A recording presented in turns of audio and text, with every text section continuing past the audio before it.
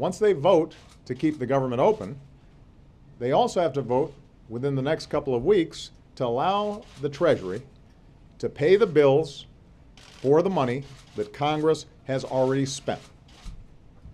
I want to repeat, raising the debt ceiling is simply authorizing the Treasury to pay for what Congress has already authorized.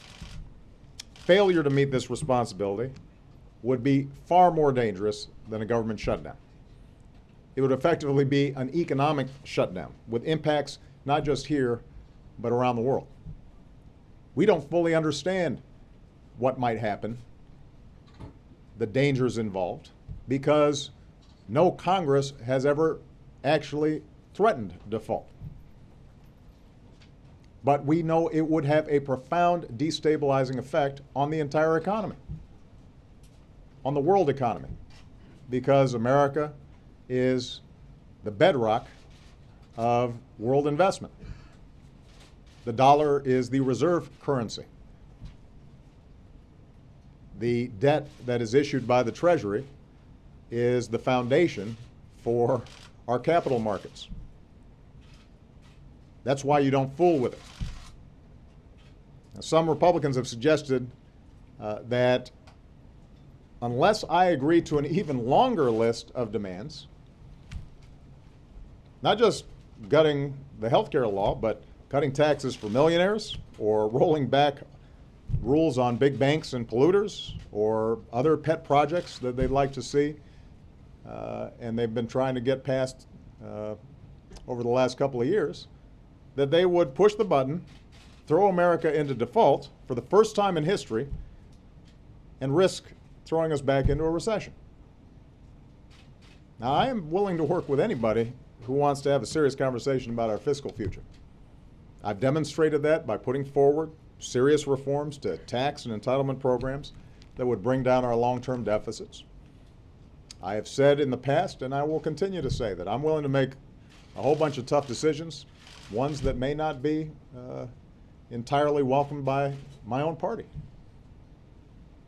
But we're not going to do this under the threat of blowing up the entire economy. I will not negotiate over Congress's responsibility to pay the bills that have already been racked up. Voting for the Treasury to pay America's bills is not a concession to me. That's not doing me a favor. That's simply carrying out the solemn responsibilities that come with holding office up there. I don't know how I can be more clear about this. Nobody gets to threaten the full faith and credit of the United States just to extract political concessions. No one gets to hurt our economy and millions of innocent people just because there are a couple of laws that you do not like. It has not been done in the past. We're not going to start doing it now. I'm not going to start setting a precedent, not just for me, but for future presidents, where one chamber in Congress can basically say each time there needs to be a vote to make sure Treasury pays its bills, we're not going to sign it unless our particular hobby horse gets advanced. Imagine if you had a Republican president and a Democratic speaker, and the Democratic speaker said, well, we're not going to pass the debt ceiling unless we raise corporate taxes by 40%, or unless we pass background checks on guns, or whatever other list of agenda items Democrats were interested in. Does anybody actually think that we would be hearing from Republicans that that was acceptable behavior? That's not how our constitutional system is designed. We are not going to do it. The American people have worked too hard to recover from a bunch of crises, several of them now over the last couple of years inflicted by some of the same folks in Congress that we're talking about now, to see extremists in Congress cause another crisis. And keep in mind, by the way, this whole thing has to do with keeping the government open for a few months. The continuing resolution, the bill that's designed to avert a government shutdown, basically just funds the government for another couple months, so we could be doing this all over again. I'm sure the American people are thrilled about that. And that's why we've got to break this cycle.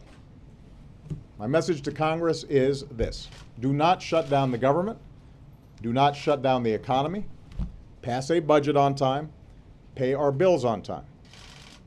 Refocus on the everyday concerns of the American people. There will be differences between Democrats and Republicans. We can have all kinds of conversations about how to resolve those differences. There'll be areas where we can work together. There'll be areas where we disagree. But do not threaten to burn the house down simply because you haven't gotten 100% of your way. That's not how our democracy is supposed to work. Every day that this goes on is another day that we're not focused on doing what we need to be focused on, which is rebuilding this great country of ours so that our middle class is growing and everybody's got opportunity if they're willing to work hard.